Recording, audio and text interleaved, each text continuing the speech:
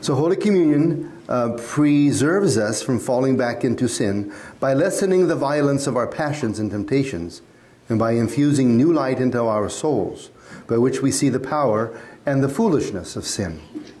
As food repairs the body senses, so Holy Communion repairs the weaknesses, right, and the wounds in the soul caused by our faults. And the fourth effect of the Holy Eucharist, the lessening of our inclinations to sin and the help to practice good works. Again, that's connected to the previous benefit. But it says here that Holy Communion, to receive more abundantly the graces of Holy Communion, we should strive to be more fervent and free ourselves from deliberate venial sin. Deliberate venial sin doesn't refer to those that you're aware of. Deliberate venial sins refers to those venial sins that you think ahead of time, I shouldn't do that because that's not right, but I want to anyway. And you're attached to it. I shouldn't tease my sister that way. I shouldn't say that to my brother or to my husband or to my wife, whatever, but I just feel like doing it anyway. See, that's more deliberation. And that's, well, that would certainly prevent us from ever going straight to heaven. We'd have to go to purgatory. And we would never be able to obtain a plenary indulgence with that kind of intention. Our intention should be to try to free ourselves from any venial sin, including the ones that we are more inclined to want to commit. We have to say we don't want to commit those again. Not that we're satisfied with just being good in the main things and we don't care about the little sins. See, that's a deliberate venial sin. Okay, what should we do after Holy Communion? Well, after Holy Communion, we should make a thanksgiving. Sure, our Lord is in us. So after Holy Communion, we should spend some time adoring our Lord, thanking Him, renewing our promise of love and obedience to Him, asking for His blessings for us, for our family, for others, and to ask for forgiveness for how we have offended Him, especially His invitations of love. So the first point, we should not leave the church immediately after receiving Holy Communion. We should pray at least 10 or 15 minutes thanking our divine guest. We should thank our Lord fervently for coming to us, making acts of faith, adoration, humility, and love, right? And beg for favors for us and for those whom we love. So we should try to make a thanksgiving after, well, certainly, I think most people stay at church anyway for the rest of Mass. You don't leave after communion anyway. But it also means that even after Mass, maybe wait a few moments and make sure that you finish your thanksgiving to our Lord.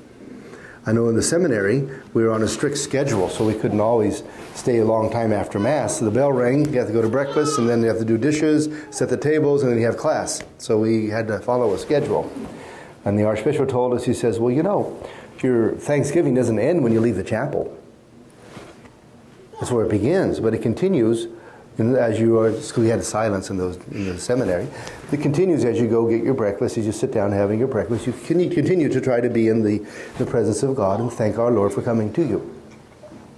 So how often do you see sometimes, I don't know, I've not been outside in the parking lot after church, right? But I've heard the story in big churches sometimes, you know, people, they all very pious in communion, they walk back to their place, and then they become race car drivers in the parking lot. Who's going to get out first?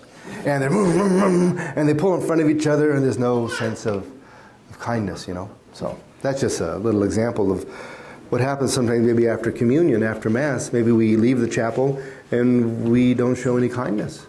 On the way home in the car, maybe there are mean words spoken still, or disrespect to our mom and dad, or whatever. I don't know. But that means we really haven't made a very good Thanksgiving after our Holy Communion. We haven't made a very good purpose of amendment to love our Lord more. Our Lord is actually and personally present in us as long as the appearance of bread remains in us.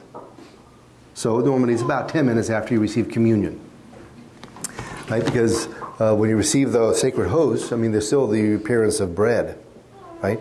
So as that goes down into your system, right, it's going to be digesting.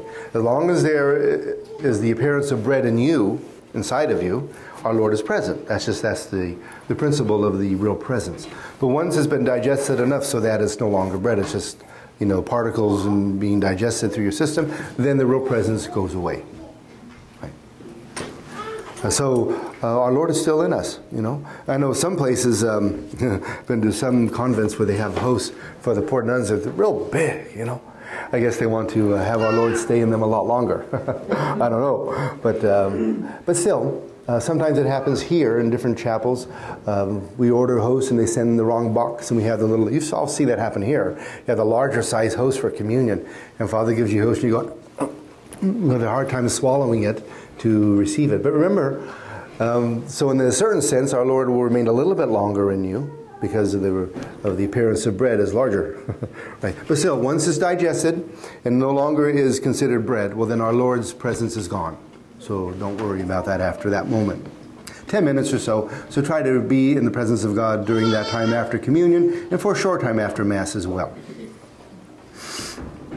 Another point here, if our work or duties prevent our staying in church to give a proper thanksgiving, let us remain recollected and in union with our Lord on the way home. Right? That should continue throughout the entire day. So sometimes, not so much here, but maybe here, sometimes we have a morning Mass, but maybe right after the communion, the person has to get to the office. Maybe you have a half-hour drive and Mass is at 9, so they got to be at the office by 10, let's say, so they leave right after communion, they drive all the way to the office and get there in time for work. Well, that's fine. Just continue the Thanksgiving in your car on the way to work. Once, St. Philip Neri noticed that a certain parishioner, for no reason, habitually left the church immediately after receiving Holy Communion. In order to correct him, he told 2 acolytes one day to accompany the man with lighted candles as he walked home. The acolytes did as they were told. The people in the streets stared in surprise, and the man, seeing his escort, asked them the reason for their following him. And they replied that Father Philip Neri had so instructed them. The man returned to the church to find out St. Philip's purpose, and the saint answered, "We have to pay proper respect to our Lord, whom you are carrying away with you. Since you neglect to adore him, I sent 2 acolytes to take your place."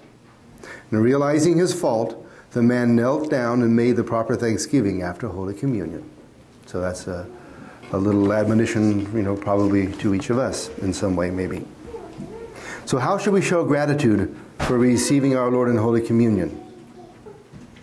Well, and also, how do we show gratitude for our Lord remaining on our altars in the sacrament of the Holy Eucharist? Well, it stands to reason. We should show our gratitude by visiting our Lord often in the holy sacrament of the altar, by making visits to the Blessed Sacrament, by showing reverence in church, by assisting at weekday Masses when this is possible, by attending parish devotions, and by being present, if possible, at benediction of the Blessed Sacrament. These are ways we can do that. You know, and one point I can mention as well, and that is for the first Saturdays. You know, sometimes, you know, we think, well, gosh, you know, I made my first Saturdays a couple times and phew, finally I'm done. Well, you know, we should see it differently than that, because Our Lady has asked us to make the first Saturdays not only for the promises that the benefits we can receive, but in order to make reparation to the Immaculate Heart, to save souls. So if possible, we should try to go to First Saturday Mass, probably every first Saturday, you know, to make reparation to the Immaculate Heart of Mary, to help save sinners. See, that's one thing we can do. It's a work of mercy even, right? To go on that first Saturday, our attention is to, yes, to fulfill the first Saturday requirements, but especially, you know, as Our Lady asked us, to pray for sinners. That's what the first Saturday, that's how the things can change in the world. Sinners have to change.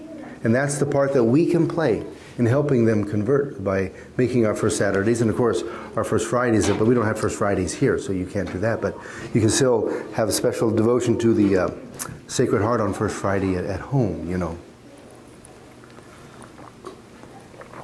Maybe on First Fridays you can recite the litany of the Sacred Heart in your home and renew the act of reparation to the Sacred Heart. That's in your missals. I think the shorter version is in your missal normally. So we pay visit to the Blessed Sacrament. That's how we show our Lord that we believe He is present. We believe He is present. He is our best friend, and shall we not try to talk to Him or visit Him as often as we can? I mean, we try to visit our other friends, call them and say, hey, we're going to come over, we want to get together for a cup of coffee, or let's have lunch together, or whatever it might be. And yet we perhaps don't make the time to go visit our Lord in the Blessed Sacrament. Or in a certain sense, to visit our Lord in our prayers. Maybe we don't pray enough.